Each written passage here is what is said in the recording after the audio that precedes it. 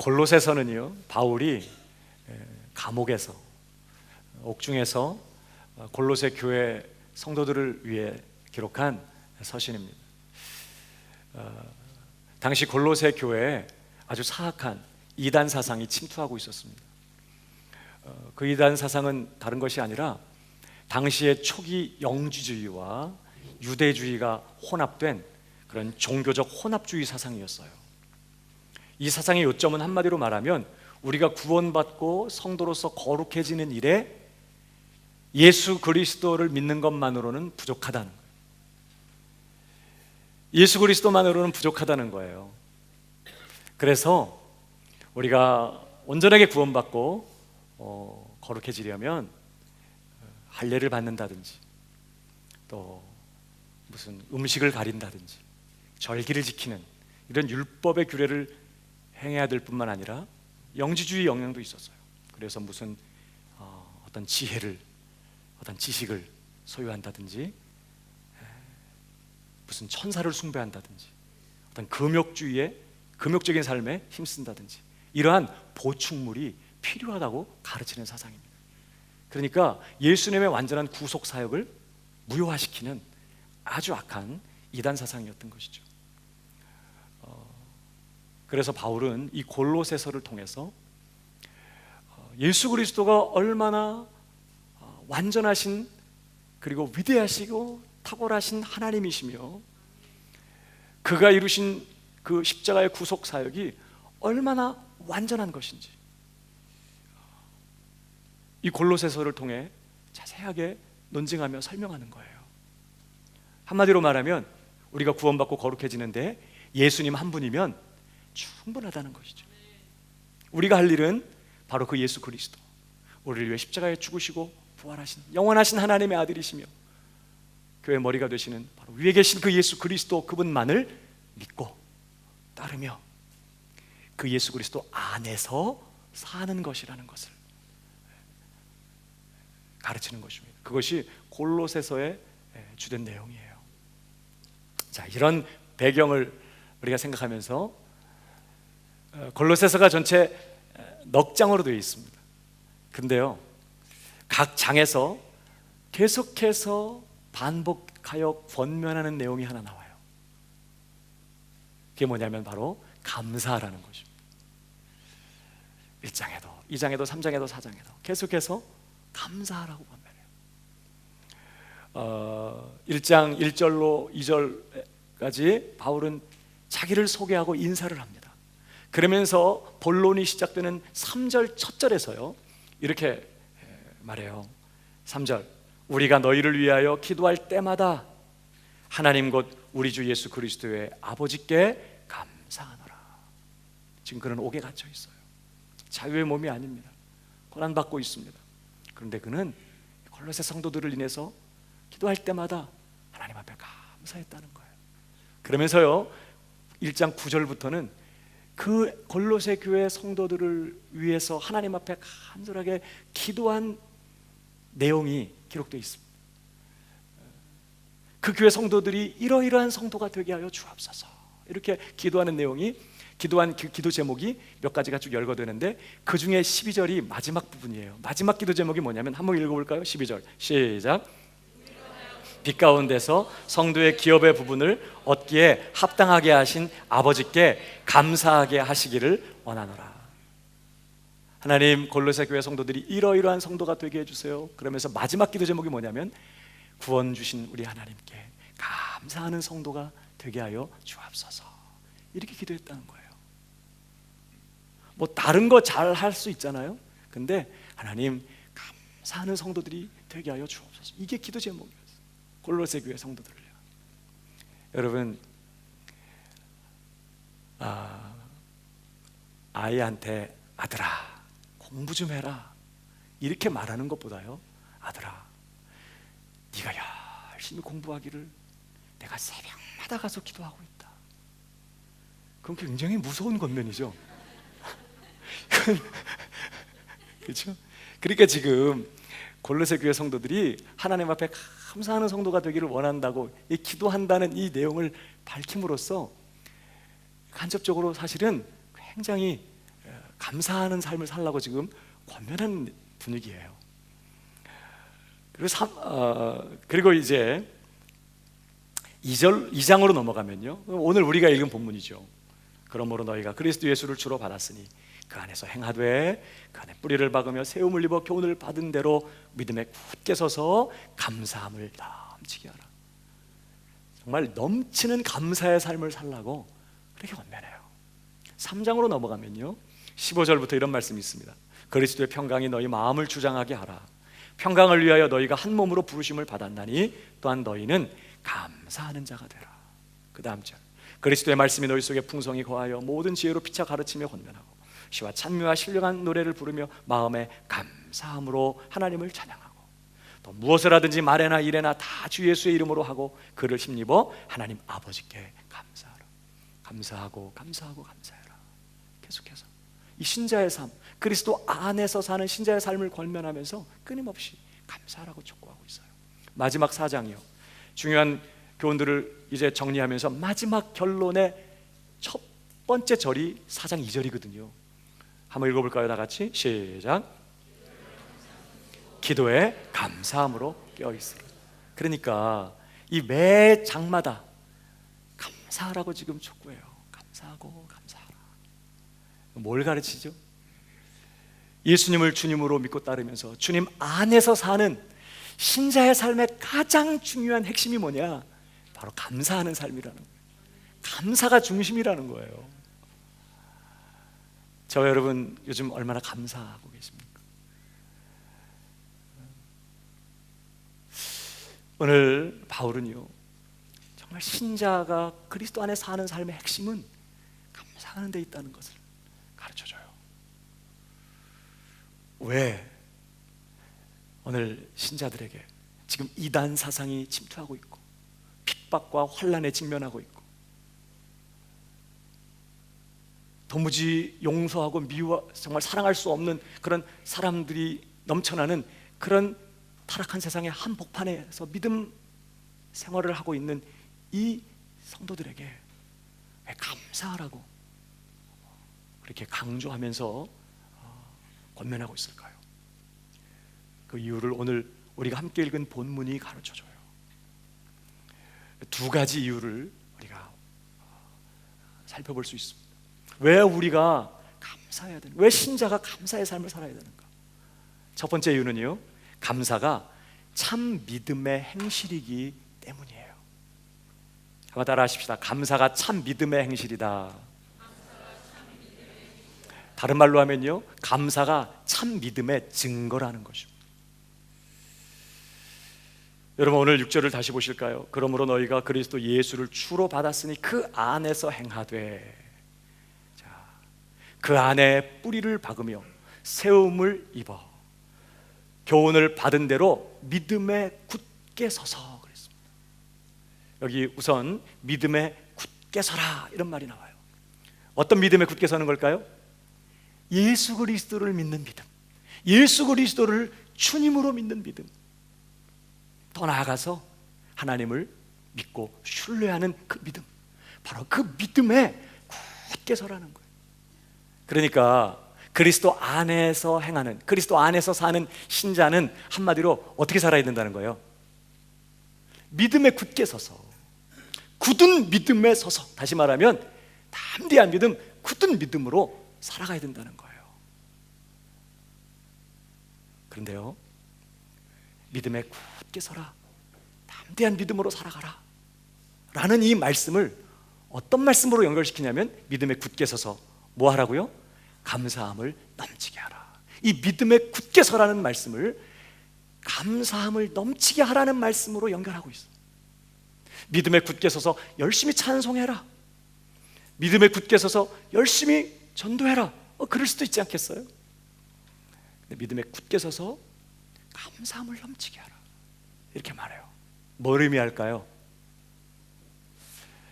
여러분, 감사가 가장 중심적이고 핵심적인 믿음의 행실이라는 거예요. 도대체 뭐가 믿음이냐? 믿음의 행실이 어떤 것이냐? 감사라는 것입니다. 여러분, 어떤 사람이 내가 예수님을 나의 구주, 나의 주님으로 믿습니다, 이렇게 할 때 그 사람이 정말로 예수님을 믿는가 안 믿는가는 뭘로 증명될까요? 그 예수님께 대한 감사가 있는가로 증명된다는 겁니다. 골로새서 식으로 표현하면요, 영원하신 하나님의 아들, 완전하신 하나님이신 그분, 모든 만물보다 먼저 나시고 모든 만물의 창조자가 되시는 바로 그분, 교회의 머리가 되시는 그 위대하고 영광스러우신 그 하나님의 아들이 우리를 하나님과 화목시키기 위하여, 우리를 구원하기 위하여 이 땅에 오셔서 십자가 못 박혀 피 흘리고 죽임당하셨어요. 그 주님의 피 흘리신 그 공로 때문에 우리는 모든 죄를 단번에 용서받고 완전한 의인으로 여김을 받게 되고 예수 그리스도의 전부를 내 것으로 소유하게 됐을 뿐만 아니라 영원한 하나님 나라의 상속자가 되는 이 어마어마한 이 복을 거저 선물로 은혜로 받게 됐어요. 그러니까 정말로 영원하신 하나님의 아들이 나를 위해 피 흘리고 죽으심으로 말미암아 내가 구원을 받았다, 그가 나의 구주가 되셨고 그가 나의 생명이 되고 나의 전부가 되셨고 나는 그분 때문에 영원히 구원받게 되었다는 사실을 정말 믿는 사람은 그 예수님께 감사하게 돼 있다 이 말이죠. 그래서 하나님 감사합니다, 내게 예수님을 주셔서 감사하고 예수님 날 위하여 십자가에 못 박혀 죽임당하시고 부활하셔서 감사하고 영원히 내 구주가 되시고 내 생명 되시고 내 전부가 되셔서 감사합니다. 이렇게 감사한다면 그의 믿는 믿음은 진짜의 믿음이라 이 말이죠. 믿음이 뭘 통해 증명된다고요? 감사를 통해서. 그뿐인가요? 정말로 하나님을 믿는다면, 정말로 하나님이 선하신 분이며 나를 사랑하시는 내 아버지시며 그가 이 모든 것들을 합력하여 선을 이루시는 나를 영화롭게 하기 위하여 작정하시고 그 아들의 형상 본받게 하기 위하여 작정하시고 구원받은 이후에 내 삶에 이 모든 것들을 허락하시면서 내 삶을 인도하시며 다듬어 가시며 완성시키시는 정말 그런 하나님이신 것을 정말 믿는다면 어떠한 상황의 한복판에서도 감사할 수 있겠죠. 정말 하나님이 나를 사랑하심을 믿고 정말 그가 내게 선하신 분임을 믿고 그가 정말 이 모든 것들을 허락하시되 이 모든 것들을 주관하여 나의 복과 유익을 위해 이 모든 것들이 합력하여 선을 이루도록 역사하시는 바로 그런 하나님, 이걸 진짜 믿는다면 어떤 환경과 상황 속에서도 뭐 할까요? 감사할 수 있다는 거예요. 그러니까 감사가 믿음의 증거인 것이에요. 그러므로 여러분에게 정말 믿음이 있는지 확인해 보려면 얼마나 신앙 고백을, 사도신경을 안 틀리고 낭독할 수 있냐, 이걸 확인할 게 아니라 나한테 정말 감사가 있는가, 이걸 점검해 봐야 된다는 거예요. 정말 예수 그리스도에 대한 감사가 있는가, 나를 구원하신 하나님의 그 구원의 은혜에 대한 정말 감사가 있는가, 하나님이 내 아버지 되셨고 내 하나님 되신 것 때문에 그가 이 모든 것 주관하시며 이 모든 것들을 허락하고 계신 것 때문에 내 마음에 정말 감사가 있는가, 이걸 확인해 봐야 된다는 것입니다. 왜요? 감사가 참 믿음의 행실이고 증거이기 때문에 그렇습니다. 형식적인 믿음에는요 절대 감사 없어요. 오히려 모든 것을 당연하게 여겨요. 심지어 하나님도 나한테 고마워해야 된다고 생각해. 이 주일날 예배당에 나와줬잖아요. 내가 예수 믿어드리잖아요. 그래서 그런 분들은 막 기도할 때 뗐을 때 막 이래. 하나님, 나 없으면 하나님 손해 보실 거예요. 막 이런 식으로.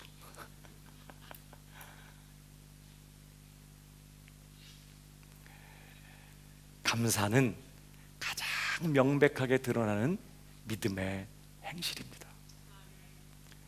믿음의 크기만큼 감사도 커요.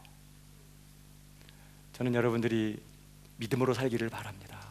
나의 의는 오직 믿음으로 말미암아 살리라. 우리 지난 금요 기도회 때도 살펴봤는데 우린 정말 믿음으로 살아야 돼요. 믿음에 굳게 서서 담대한 믿음, 굳은 믿음, 인내하는 믿음, 전진하는 믿음으로 살아가야 돼요. 근데 그 믿음으로 사는 삶의 핵심이 뭘로 나타난다고요? 감사. 저는 저와 여러분의 삶에 감사가 넘치게 되기를 축복합니다. 그래서 감사함을 넘치게 하라고 지금 권면하는 거예요. 믿음으로 살아가라, 그 말을 지금 그렇게 표현하는 것이죠. 한번 옆 사람에게 축복해 주시기 바랍니다. 감사하는 신자가 됩시다. 네, 한 번 더 믿음의 용사가 됩시다. 네, 감사가 믿음의 증거입니다. 두 번째, 왜 감사하라고 지금 말할까요? 더 중요한 이유가 있습니다.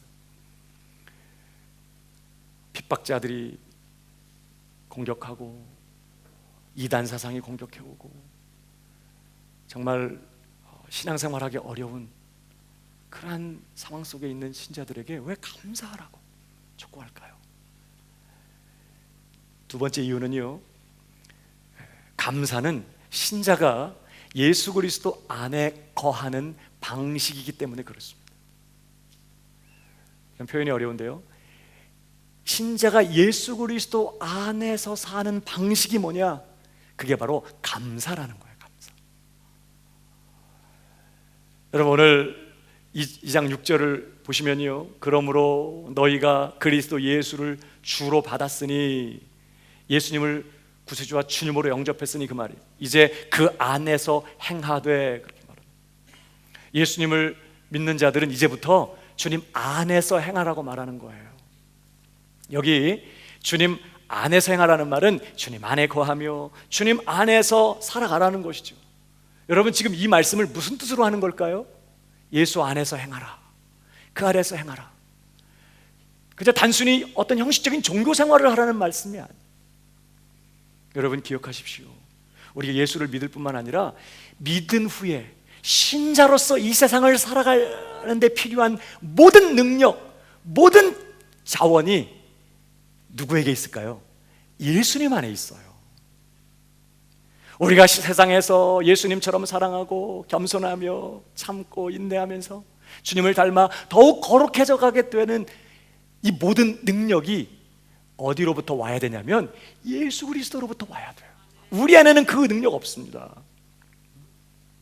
예수님도 그렇게 말씀하셨죠? 요한복음 15장 4절을 보세요. 내 안에 거하라, 나도 너희 안에 거하리라. 가지가 포도나무에 붙어있지 아니하면 절로 과실을 맺을 수 없음 같이 너희도 내 안에 있지 아니하면 그러하리라. 나는 포도나무요 너희는 가지니 저가 내 안에 내가 저 안에 있으면 이 사람은 과실을 많이 맺나니 나를 떠나서는 너희가 아무것도 할 수 없음이라. 가지가 나무 줄기에 붙어있으면 끊임없이 줄기로부터 가지가 생존할 뿐만 아니라 가지가 꽃을 피우고 열매를 맺게 하는 그 모든 것이 줄기로부터 흘러들어오게 돼 있어요. 그러니까 가지가 줄기에 붙어있으면, 내 안에 거하라 말인데 그렇게 표현하죠. 붙어있으면 열매를 절로 맺는 것처럼 너희가 내 안에 있으면 과실을 절로 맺게 될 것이고 너희가 나를 떠나서는 아무것도 할 수 없다. 이게 지금 우리와 주님과의 관계에 대해서 지금 주님 말씀하시는 거죠.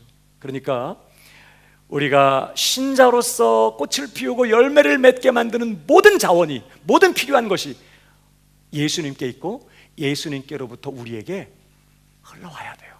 그러니까 여기 이제 그 안에서 행하라, 이 말은 우리가 이 세상을 살면서 신자답게 살아가게 만드는, 우리가 거룩하게 살 수 있게 만드는 모든 자원이 다 예수 안에 있기 때문에 이제 그분 안에 거하면서 그분으로부터 끊임없이 공급을 받아야 된다, 그런 뜻인 거예요.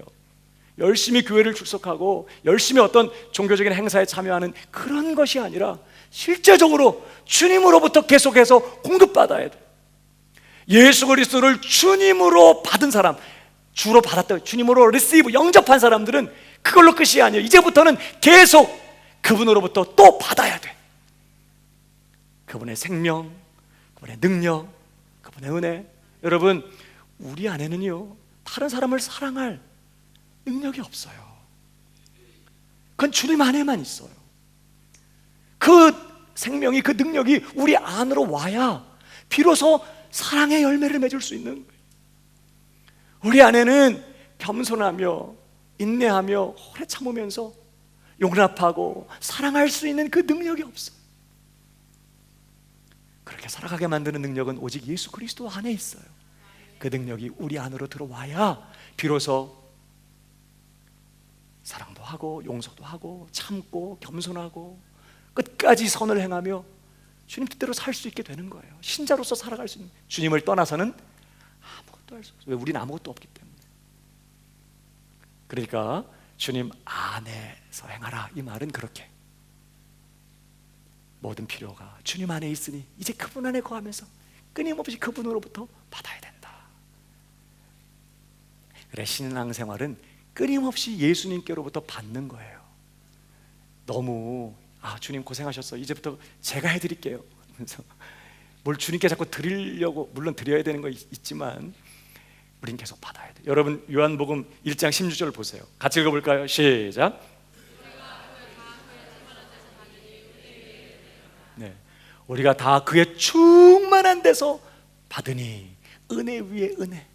계속해서 그분의 생명과 능력과 은혜를 계속해서 받아야만 우리는 열매 맺는 신자로서 살 수 있다, 이런 얘기죠. 잘 받으시기를 축복합니다.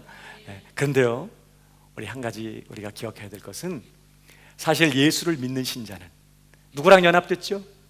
이미 예수님과 연합되어 있어요. 그래서 우리가 로마서에서 끊임없이 확인한 것처럼 예수님 믿는 신자는 예수님과 연합되었기 때문에 이제 예수님의 전부가 누구 거예요? 내 거예요.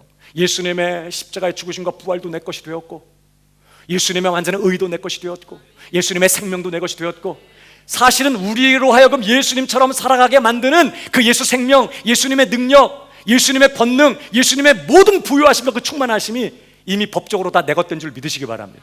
다 내 것이 주님 안에 있습니다. 근데 여러분, 또 한 가지 우리가 반드시 기억해야 될 것은요, 예수님의 그 부유하심과 그 충만한 생명과 그 능력과 그 은혜가 내 것이 된 거하고, 내가 실제로 그것을 오늘 내 걸로 써먹고 사는 것은 별개 문제라는 거예요. 내가 그것을 소유하고 있는 거하고, 오늘 그것을 내가 맛보며 체험하며 그 힘의 능력으로 오늘을 버티며 살아가는 것은 별개 문제라, 이 말이죠. 가방 속에 도시락 있는 거하고 그걸 까서 먹는 거는 다른 문제예요. 가방 속에 있어도 내 도시락이에요. 그러나 가방 속에만 놔두고 안 먹으면 내 도시락은 내 도시락인데 오후쯤 되면 손 떨리고요, 시야가 흐려지면서 정신을 잃어요. 선생님이 막 걸어다니는 통닭으로 보이고 안 됩니다. 그러니까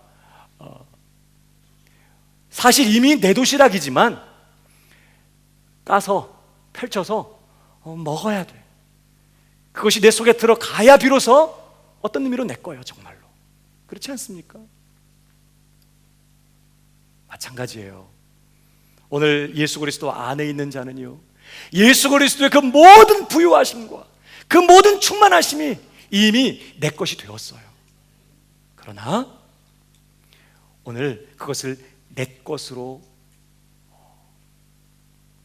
맛보고 체험하고 누리는 것은 별개 문제라, 이 말이에요. 예수 안에 행하라는 말은 이제 예수 그리스도와 연합되었기 때문에, 그분의 것으로서 그분과 연합되었기 때문에 이제 그분의 모든 것을 이제 네 것으로 삼게 되었으니 이제 그분의 것으로 살아가라, 이제 이런 뜻이기도 한 거거든요. 그래서 여러분 이렇게 권면해요. 다시 보실까요? 잊지 않았지만 골로새 2장 1절을 보세요. 내가 너희와 라오디게아에 있는 자들과 무른 내 육신의 얼굴을 보지 못한 자들을 위하여 어떻게 힘쓰는 것을 너희가 알기를 원하노라. 이게 무슨 말이냐면, 너희는 골로새 교회고 라오디게아 교회는, 라오디게아에도 또 교회가 있었는데, 이런 교회들은 바울이 직접 개척한 교회가 아니라 그들과 바울이 만난 적이 없어요. 특별히 이 골로새 교회도요, 에베소에서 바울이 사역할 때 에바브라는 사람이 그곳에 와서 복음을 듣고 회심한 다음에 골로새에 가서 교회를 개척해서 생긴 교회거든요. 그러니까 직접적으로 바울을 몰라요. 근데 지금 바울에게 도움을 요청한 거예요. 지금 교회 이런 문제가 있습니다. 그래서 바울이 얼굴을 모르지만 골로새 교회에 지금 편지를 쓰고, 이 편지가 라오디게아 교회에도 가게 되기를, 그런 상황이거든요. 그래서 너희와 라오디게에 있는 자들과 물은데 육신의 얼굴을 보지 못한 자들을 위하여 어떻게 힘쓰는 것을 너희가 알기를 원하노니 이는 저희로 마음의 위안을 받고 사랑 안에서 연합하여 원만한 이해에 모든 부요에 이르러 하나님의 비밀인 그리스도를 깨닫게 하려 함이라. 그러면서요 3절 시작. 예수 그리스도 안에 쉽게 말하면 우리에게 필요한 모든 보화가 감춰져 있다는 거예요. 예수 그리스도 안에 다 있는 줄 믿으시기 바랍니다. 그래서 예수님 한 분이면 충분한 것이에요. 예수님 안에 우리에게 필요한 신자로서 이 땅을 넉넉히 승리하며 하나님의 뜻을 이루며 살아가며 열매 맺게 할 모든 자원이 예수님 안에 충만하게 있다는 뜻이에요. 근데요 그러면서 6절이에요. 그러므로 너희가 그리스도 예수를 주로 받았으니 그 안에서 행하되 그 안에 모든 지식과 지혜의 보화가 감춰져 있으니 그러므로 그 안에서 행하되. 그래놓고 하는 말이요 그 안에 뿌리를 박으며, 뿌리 박는 건 뭐 하는 거예요? 양분을 빨아들이기 위한 거예요. 뿌리를 박으며 세움을 입어 교훈을 얻은 대로 믿음에 굳게 서서 그 다음에 하는 말이 감사함을 넘치게 하라. 지금 무슨 분위기인지 감이 오세요? 지금부터 오면 신학교 가야 돼. 우리에게 필요한 모든 것이 예수님 안에 있어요. 중요한 것은요 예수님과 연합되었기 때문에 법적으로는 예수님의 생명이 내 생명 되었고 예수님의 능력도 내 능력이 되었어요. 그런데 오늘 이제 그 생명으로 오늘을 살고 그 힘과 능력으로 오늘을 버티며 오늘 주님의 뜻을 행하면서 거룩하게 살아갈 수 있으려면 그 예수 생명이 실제로 내 영혼의 세포 속으로 흡수해 들어와야 되는데 그것을 가능하게 만드는 것이 감사라는 것이에요. 감이 잘 안 오실 텐데 여러분, 그래서요 감사가 없으면 영적인 당뇨병에 걸려요. 여러분, 당뇨병이 어떤 병인지 아시죠? 우리가 음식을 먹으면요 위장에서 그 음식물이 포도당으로, 특별히 탄수화물이 포도당으로 분해가 되어서 소장에서 이제 몸 안에 흡수가 되죠. 여러분, 이 포도당이라는 건요 우리 몸에 어마어마하게 많은 세포들이 있잖아요. 그 세포 하나하나의 에너지원이에요. 이 포도당이 이 세포에 하나하나의 세포에 다 공급이 돼야 그 포도당을 가지고 세포가 생존도 하고 일도 하는 것이죠.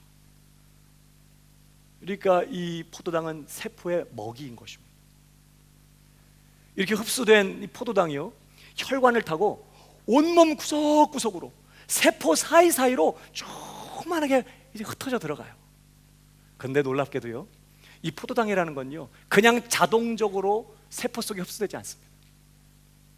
혈관, 모세혈관 끄트머리까지, 그래서 세포벽 바깥에까지 도착한 이 포도당이 이제 세포 안으로 흡수돼 들어가려면 반드시 인슐린이라고 하는 호르몬이 필요해요. 이 인슐린이라는 호르몬이 있어야 세포의 문이 싹 열려요. 그래서 이 포도당이 세포 안으로 들어갑니다. 그러니까 몸 안에 혈관 안에 이제 포도당이 어느 수치 이상으로 막 올라가면요 뇌에서 막 췌장에다가 막 명령을 내려. 야, 빨리 인슐린을 분비해. 그러면 이제 췌장에서 인슐린을 쫙 분비하면 그 인슐린들이 혈액을 타고 또 온몸에 쫙 퍼지면서 세포의 초인종을 딱 눌러. 그럼 세포의 문이 시작 열려요. 그러면 비로소 포도당이 세포 안으로 쏙 들어가.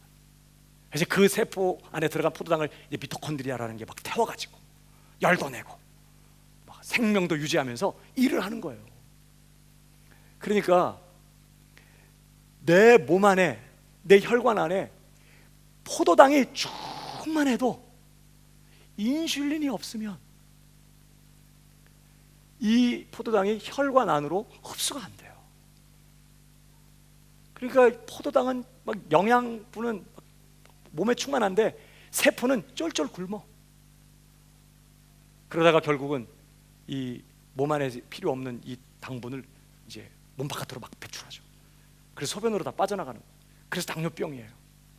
더 무서운 것은요, 이런 상태가 계속 방치되면 이 포도당이 이게 설탕물이잖아요. 단물이잖아요. 단물이 끈적끈적한 그런 단물이 혈액 속에 많이 계속 있으면 모세혈관부터 막혀요.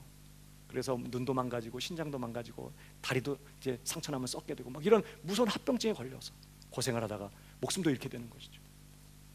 당뇨 조심하시기를 바랍니다.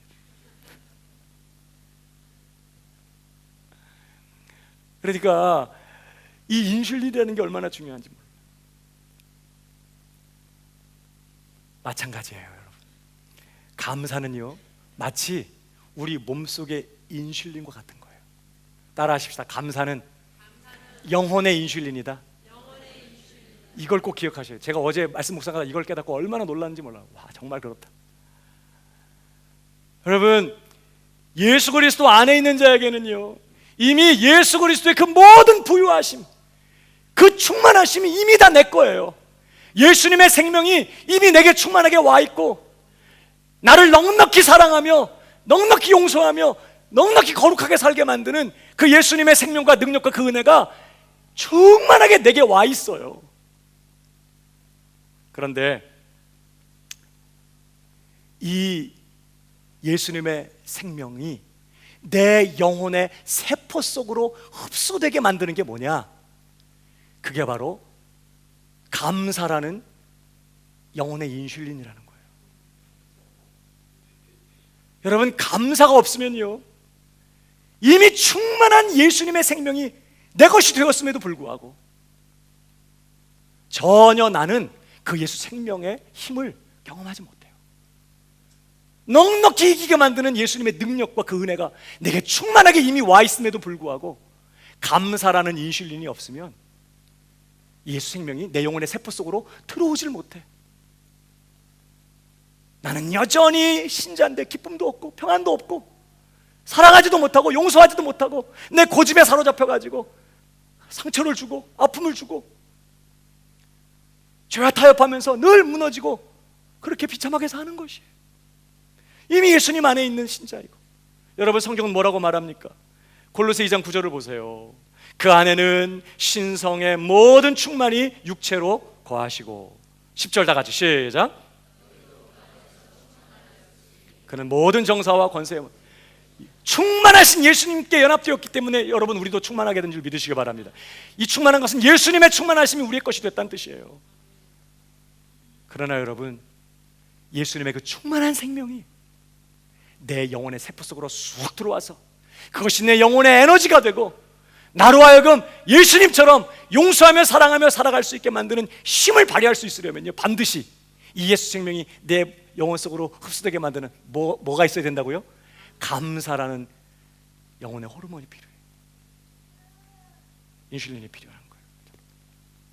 한번 더 따라해봐. 이건 잊어버리지 말아요. 감사는 영혼의 인슐린이다.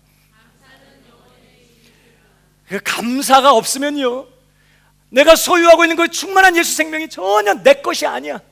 내 것임에도 불구하고 예수님의 그 능력이 전혀 나에게 아무런 영향력도 주지 못해.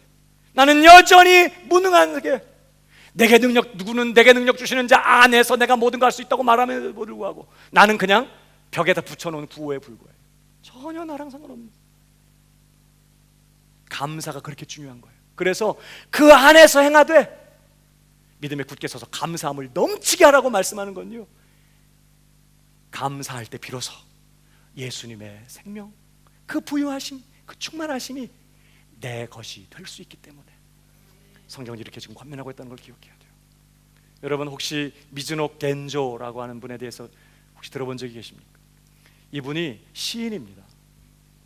시인인데 눈 깜빡이 시인이라는 별명을 갖고 있는 분이에요. 왜 이런 별명을 가졌냐면 이분이 일본의 나가사키현의 사카하키라고 하는 조그만 농촌 마을에서 태어나셨는데 초등학교 4학년 때, 그러니까 11살 때 홍역을 앓게 됩니다.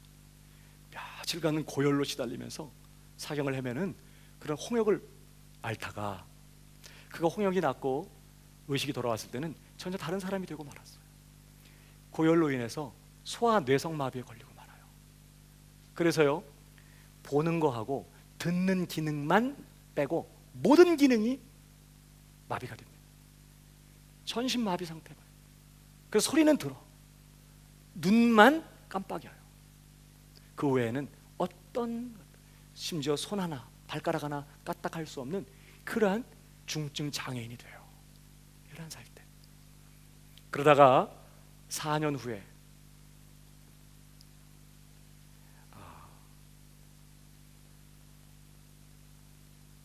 그의 집에 그 마을에 한 목사님이 빵을 사러 그 집에 왔다가 겐조에게 책 하나를 선물합니다. 그 책이 바로 성경이었어요. 겐조가 그때부터 엄마가 성경을 이렇게 그 눈앞에 펼쳐놓으면 그 눈으로 그 성경을 읽어요.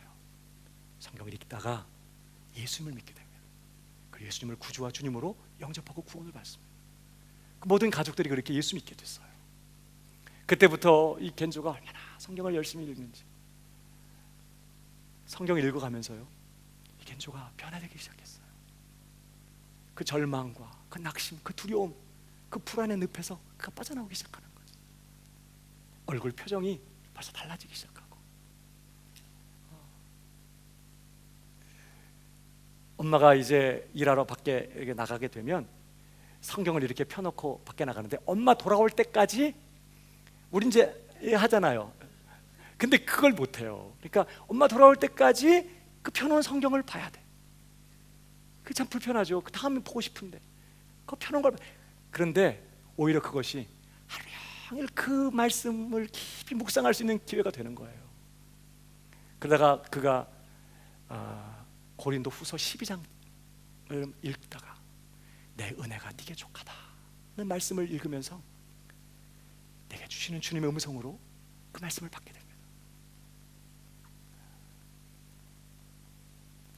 어느 날 이 겐조를 진찰하던 의사가 예라고 대답하고 싶을 때는 눈을 깜빡이라고 했어요.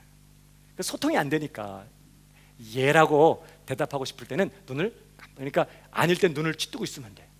근데 예라고 묻는 말에 예라고 대답할 신호가 이제 깜빡이는 거예요.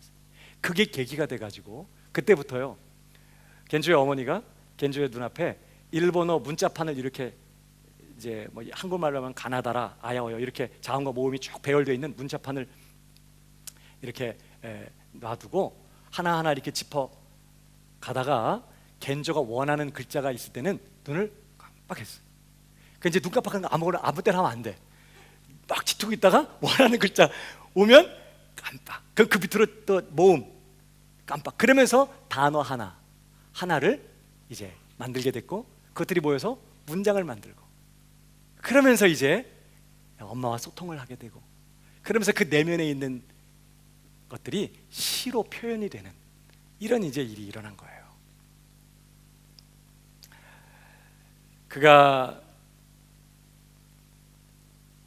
6평 남짓한 그런 방에서 살았거든요, 평생을.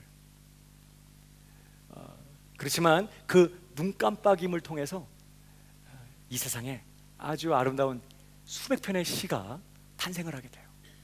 그 겐조의 시의 특징은요, 그렇게 정말 비참하고 저주받은 것 같은 삶을 살고 있는 그런 사람에게서 나오리라고는 상상할 수 없는 기가 막힌 하나님에 대한 감사, 하나님에 대한 찬송, 기쁨, 가족과 주변 사람들에 대한 그런 감사와 그런 기쁨이 넘치는 게 그 특징이에요.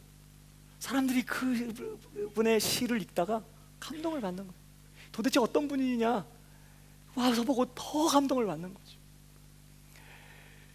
이런 겐조의 이야기가 전해지면서 NHK에서 이제 특집으로 그의 이야기를 다루게 되고, 많은 사람들이 그렇게 고통스러운 상황에서, 그렇게 불가능한 상황에서 그렇게 기쁨에 겨워서 살아가고 있는 그런 겐조의 모습을 보면서 그분 안에 살아계시는 바로 예수 그리스도, 하나님께 대해서 주목하게 되고 복음의 귀를 기울이게 되는 이런 역사가 일어난 거예요.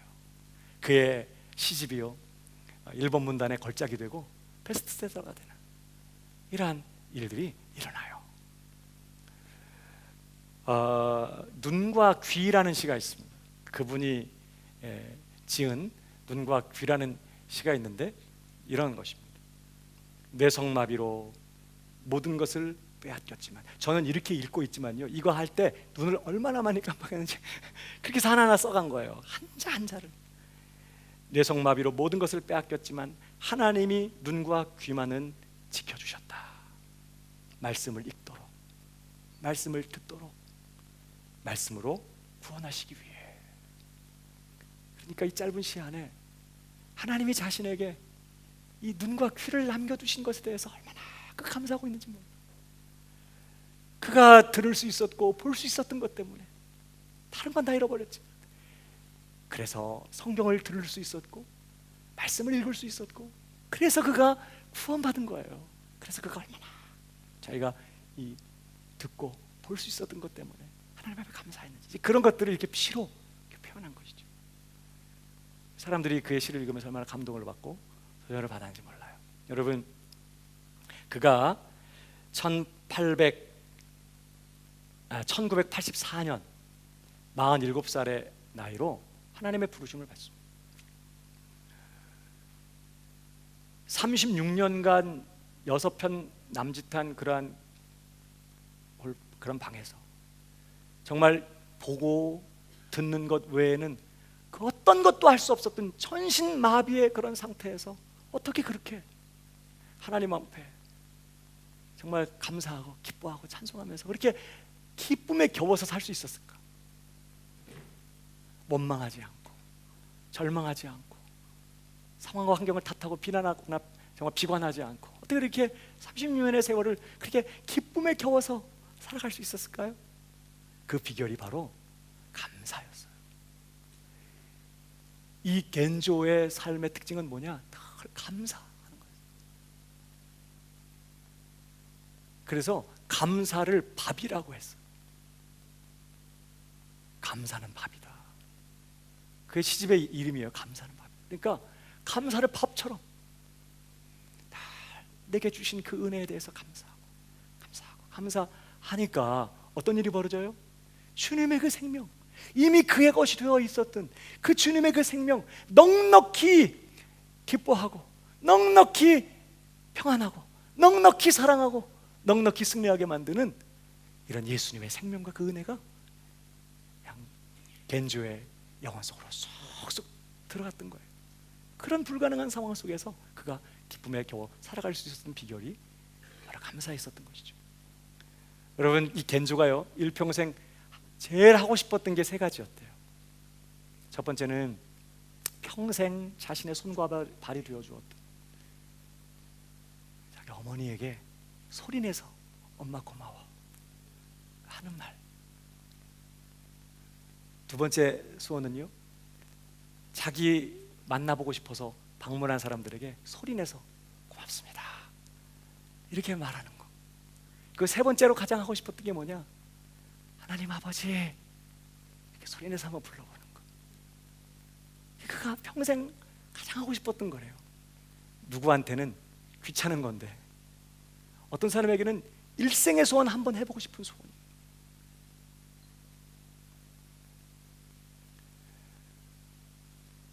이런 겐주의 이야기와 함께 일화가 하나 있더라고요.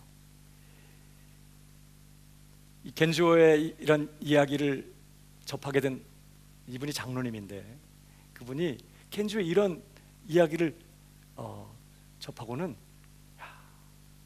정말 나는 도대체 내 엄마한테 정말 감사하다고 했나? 나는 내 아내에게 정말 고맙다고 해봤나? 30년간을 살면서 한 번도 고맙다, 감사하다는 말을 안 했더래요. 경상도 사나이. 그래서 그가 이런 겐주의 이런, 어떻게 그가 그렇게 평생에서도 기쁨에 겨워 살아갈 수 있었나? 그 비결이 그런 감사에 있었다는 걸 그가 알고 자기도 감사하는 삶을 살겠다고 결정했어요. 얼굴에 아주 그냥 오금이 막 저리고 막 너무 어색한데 결혼 30년 만에 자기 아내에게 여보 고마워요 했다는 거예요. 한 번 하는 게 어렵지 한 번 했더니 좀 쉬워지더래. 그러면서 그가 습관적으로 감사합니다, 고맙습니다, 그렇게 반복하는 삶을 살았대요. 그의 삶에 놀라운 일들이 일어나기 시작했어요.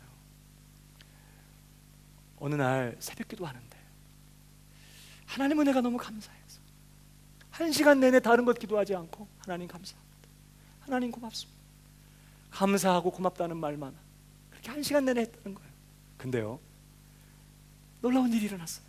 감사하고 있다가 그때까지 아무리 기도하고 아무리 노력하고 애를 써도 자기 마음에 용서되지 않는 한 친구가 있었는데, 그날 아침에 자기 마음 깊은 곳에서부터 용서가 되는 일이 일어나더라는 거예요. 그렇게 안 되던 일이었는데 용서가 되고 자기 마음을 짓누르던 어둠의 그늘이 거치는 것을 경험했다는 거예요. 바울의 삶을 빛나게 만들었고, 겐조로 하여금 그 절망스러운 고통의 한복판에서 기쁨에 겨워서 살아가게 만들었던 그 예수님의 생명이 그날 아침 그 장로님의 그 영혼 속에도 부어져 들어갔던 것이죠.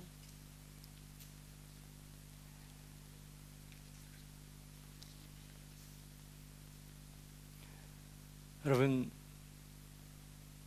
저와 여러분 어떻습니까? 예수 생명으로 오늘을 살고 계신가요?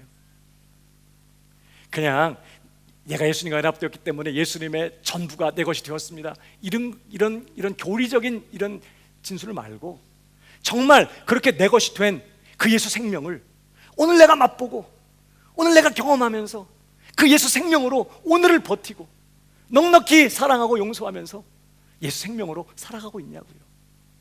사랑이 되고 용서가 되고 기쁨이 흘러나오고 평안이 내 속에서 넘쳐나는 이런 일이 일어나고 있냐고요. 그 핵심이 뭐라고요? 그 비결이 뭐라고요? 감사. 한 번 더 따라해봐요. 감사가 영혼의 인슐린이다. 네. 감사. 여러분 아시죠? 음식을 많이 먹거나 해가지고 혈당 수치가 확 높아질수록 인슐린도 그만큼 많아야 돼. 여러분, 예수님 안에서 우리 안에 예수님의 은혜가 넘쳐요. 믿습니까? 예수님 안에서 예수님의 생명이 넘치고 있어요. 예수님의 능력이 이미 내 안에 넘치고 있다고요. 그러니까 뭣도 넘쳐야 될까? 감사도 넘쳐야 되는 거예요. 그래서 오늘 예수 그리스도를 주로 받았으니 그 안에서 행하되 그 안에 뿌리를 박으며 믿음에 굳게 서서 감사함을 넘치게 하라. 그래야 비로소 이 넘쳐나는 죄악의 세상 속에서 넉넉히 사랑하며 예수님처럼 거룩하게 살아갈 수 있기 때문에 오늘 그렇게 예수 그리스도 안에 있는 신자들에게 오늘 감사를 넘치게 하라고 권면하고 있는 것이죠. 여러분, 말씀을 정리해 볼까요? 감사가 믿음의 증거입니다. 감사가 믿음의 가장 중요한 행실이에요. 믿음 행실. 그뿐만 아니라 무엇보다 감사가 예수 안에 거하는 방식입니다. 마치 내 영혼의 인슐린과 같은 놀라운 역할을 하고 있는 이 감사. 저는 정말 저와 여러분이 날마다 감사함을 넘치게 하는, 넘치는 감사로 사는 그런 주의 백성들 되길 주님의 이름으로 축복합니다.